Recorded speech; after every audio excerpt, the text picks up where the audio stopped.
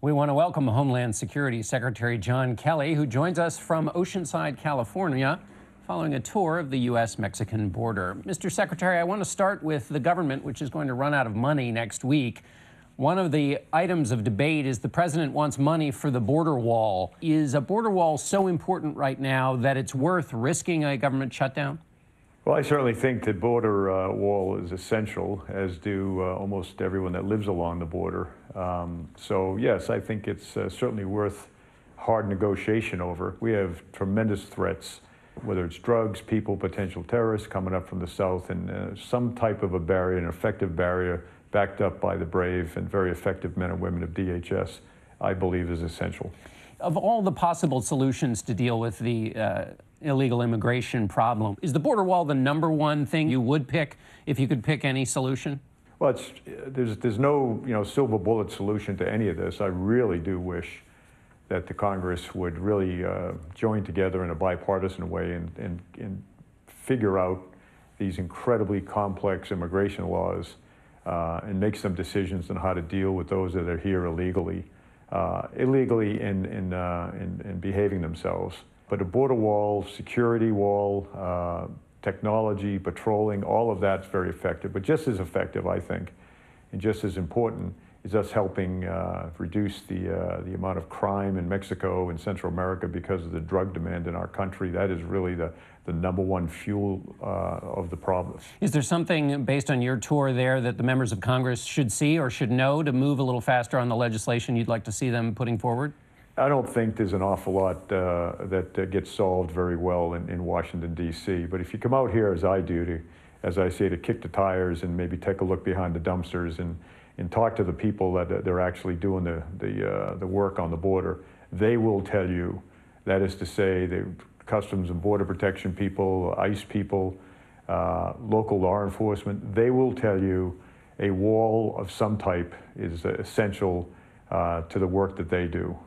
That combined with policies inside the United States that no longer make it absolute that if you get here illegally, you'll be able to stay. My appeal to the folks in Mexico, Central America, other places like that is don't waste your money and come here, because we're going to pick you up and we're going to send you back home. On top of that, this network that they travel on is terribly, terribly dangerous and abusive.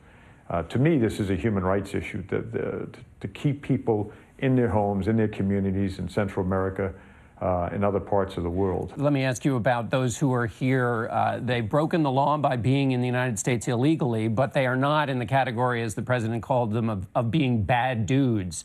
The Washington Post says that number of people who are just here illegally but have broken no other law has increased, has doubled since the president has been in office.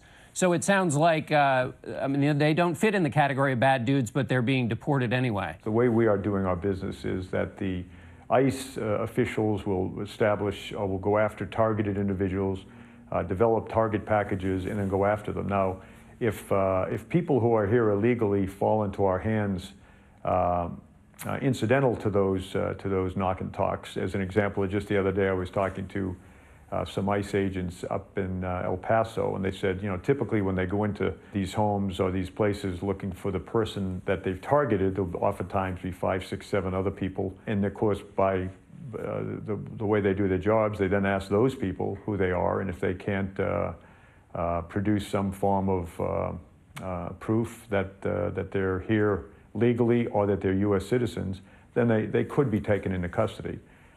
So as police officers, they simply can't turn a blind eye to the lawbreakers. In every case, we are targeting people who are here, A, illegally, and B, have broken other laws. Okay, so it sounds like you're not targeting them, but because they broke a law by being here, they would be suitable for deportation. It's more than not sounds like. It's more than not sounds like, John. We are not doing that. But again, people fall into our hands incidentally that we have no choice in most cases but to go ahead and put in the system. Okay. But I think that system is years long. Right. Give me your Homeland Security assessment of the North Korean threat.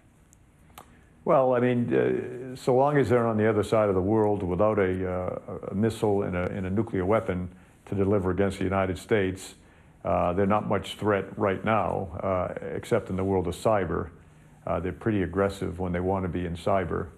But the minute they get, John, the instant they get a missile that can reach the United States, and they have a weaponized atomic device, nuclear device on it, we are at grave risk as a nation. In recent Paris attack, a policeman was killed. Is there anything in the Paris attack that sends any lessons about U.S. policy or policy that should be put in place? There's so many aspects of this terrorist thing. Obviously, you get the homegrown terrorists. I don't know how to stop that. I don't know how to detect that.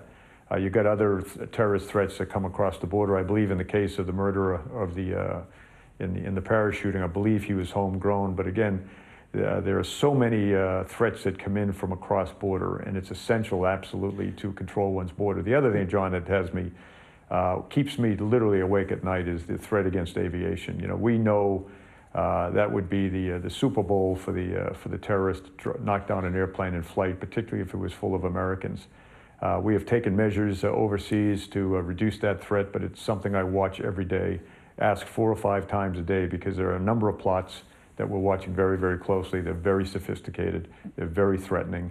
And the number one thing in my mind is to protect the American people. So we'll do that. I just want to follow up, Mr. Secretary. You said on the homegrown threat, a lot of people think that is the biggest threat. It's part of the San Bernardino shooting, a part of the Boston bombing. But you said you don't know how to stop that. If that's the biggest threat and you don't know how to stop it, that seems like a big problem. It is a big problem. It is depending on where you sit is where you stand on this. It is a big threat. Is it the number one threat? I think it's the most common threat. Unfortunately, there are other similar type terrorist threats that could come from outside the border. The CIA, NSA, all the great men and women of DOD are doing a great job keeping them away from the homeland. But again, I focus on this aviation threat as something that is very real, and if they're successful, they're going to kill hundreds and hundreds of people in one fell swoop. So I think the appeal I would make on the homegrown threat is if you see something, say something, whether you're a parent, a sibling, an imam, and this extends, frankly, John, to white supremacists and that kind of terrorism as well. If you see a young man or a young woman going down that path where they're always on these kind of websites or saying things at church or in a mosque that are clearly disturbing, then tell someone about it so that we can help that kid, young man or woman, before they break the law. All right, Secretary John Kelly, thanks so much for being with us. Thanks, John.